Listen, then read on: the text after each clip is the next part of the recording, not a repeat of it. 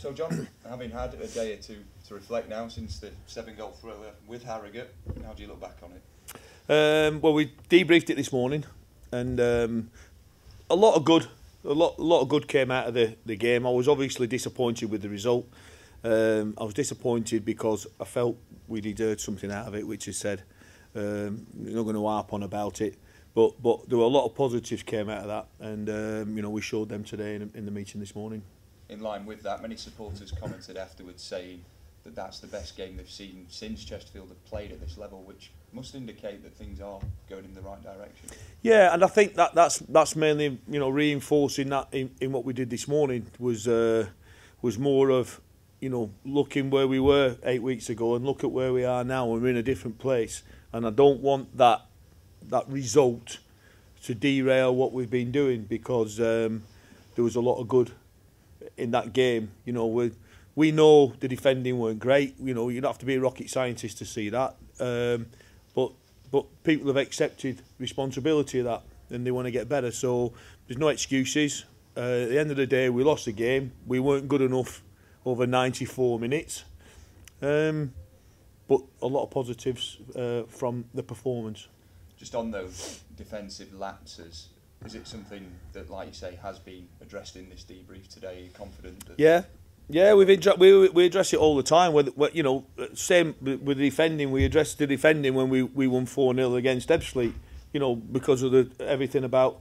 It's not about what I'm not. I'm not one of these who thinks he's not great, so we'll chuck it up and start hammering everybody. Whether it's good, bad, or indifferent, it's right. The learning for the whole group is to debrief. We debrief every game. We debrief every game as a unit, and we debrief it as a team.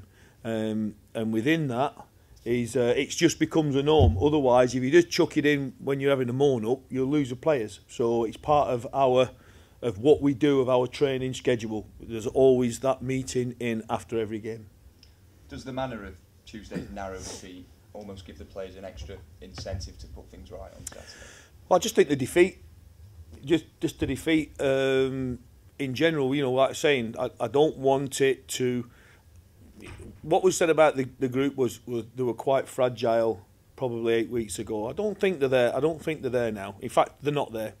That's wrong to say that. They're not there. They're in a different place. I know that from the input I get from them when we do have the chats and we do have the meetings, and in the team meetings, they're very good. And the input that they're giving back now is very good. We responded well when we got beat. We got beat comprehensively in the end against Notts County, though very similar circumstances. I don't think that was a 3-0 game, but we got a 3-0.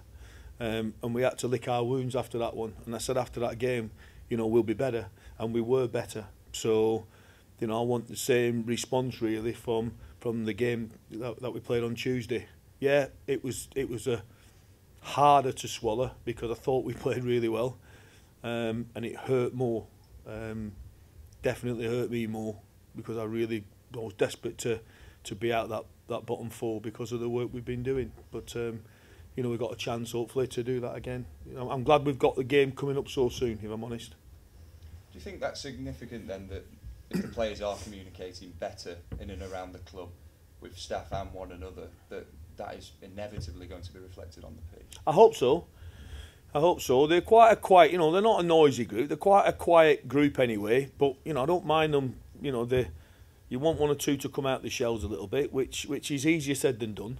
And that's that we're working on. But sometimes it's not the loudest one who's always right. Sometimes it's the one who doesn't say anything, but doesn't say a lot. But what he says, it means something, and it's being able to listen to everyone. But them having a responsibility. The goals we conceded the other day could have easily been nullified easily, and we went through that this morning. As a group, people seen it, people didn't deal with it, and that's really where we highlighted. So yeah, we've got to communicate better as a group, which they are doing. But we're going to have them to wander around and all of a sudden they're ranting and raving. They're not that type of group. One of the key positives we have to bring up from Tuesday is, of course, Regan Hutchinson, who was handed his debut. What prompted you to give him a chance? just how he's been. But you know, I said from word go, certainly young players, and when I've worked with young players all my career, you know, I've worked with them at top clubs, and I've worked with them with England at 2 levels.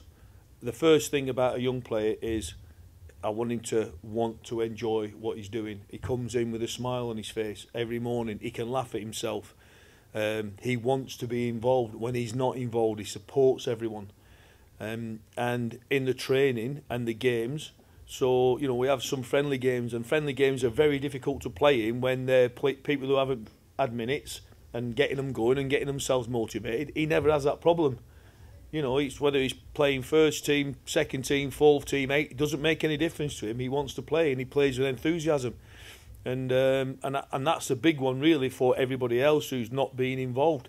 You know, in the meeting this morning, we spoke about I've got 23 players in which we ask everyone, as a team and other staff, to train properly and train at the best. And then what we have to do, we trust in 11 players to go out and do that work for 23 players. So if we're asking the lads who are involved to train properly and to do everything properly and support the lads, then the responsibility on the 11 who are playing is to do that right. And that was a big thing that came out of today. And what Regan does, and a lot of them, to be fair, have been good, is he's accepted that responsibility. When he's not been involved, he's around everyone. He's an infectious little character. He's bubbly, and you can see he's got good attributes. Did everyone come through Tuesday night okay? Yeah, just a few. We had one or two have had a bit more of a recovery day today, which is what I wanted, because I think it's important that, you know, certainly a game of that magnitude, what we had the other day, and the intensity of it. When you look at the GPS readings of that game, we covered some distance on Tuesday at an intensity, and I just want us to be able to recover properly so we can go again on Saturday. Do you expect Nathan Tyson to be in contention once? Yeah, I think he'll be fine. Yeah, you know, he's coming this morning, bowled in this morning, looking like someone out of Brokeback Mountain with his check shirt, but you know, he's full of it. So yeah, you know, they're in good spirits then, because you know, they were disappointed the other day that we should have got something. How pleased were you to see Scott Bowden end his recent drought? Really pleased for him.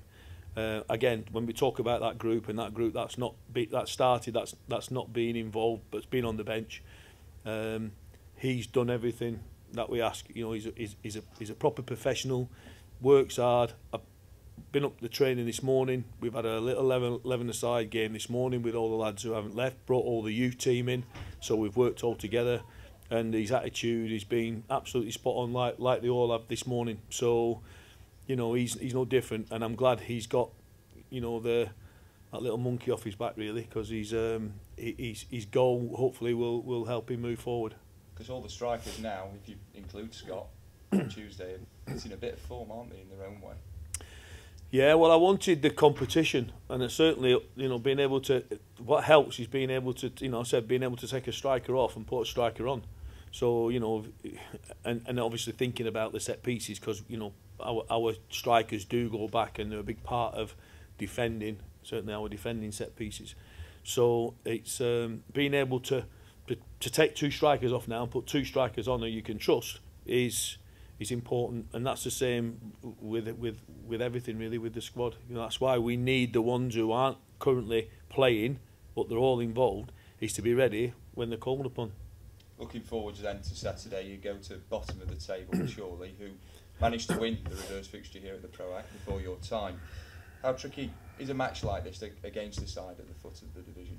Well, it's tricky because you can look at it several ways. You can look at it several ways because obviously we're off the back of a defeat, so, and we're going away. We can look at it with their bottom of the league, they're in and around us, so there's something to play for. You can arguably look at it and go, well, you know, people might think that they're already gone, which then gives them a freedom to play. So, you know, we're not underestimating Chorley. They play some decent football, by the way. They're not bad. They were unlucky the other day. Watched the game against Eastleigh, and they were unlucky not to get something in that game certainly could have won it. So, you know, they're neat and tidy. They've got some good players.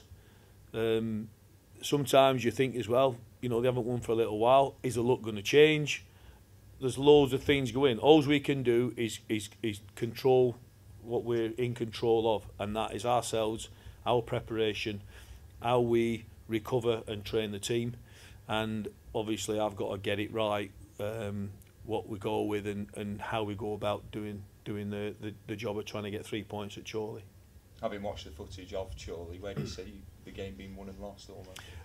Well, attitude. I think the first thing, like I said the other day, I said the other day with regards of Harrogate, the first thing we've got to do with any team is to have an attitude to want to play, and to play at an intensity that where we train. And I think that's the first thing, because they work hard, you know, the bottom of the league, but to be fair to them, they work hard, but so do we now, you know, so do we. And then we've got to bring each player, you know, I said this before about people being in the team and bring what they're good at and do that well. Everybody can't do everybody's job, but if they do theirs and they do it well, you know, we should be fine. If you know, we can defend better as a team, and we can attack better and support each other better as a team, you know, with the intensity and attitude, we'll be all right.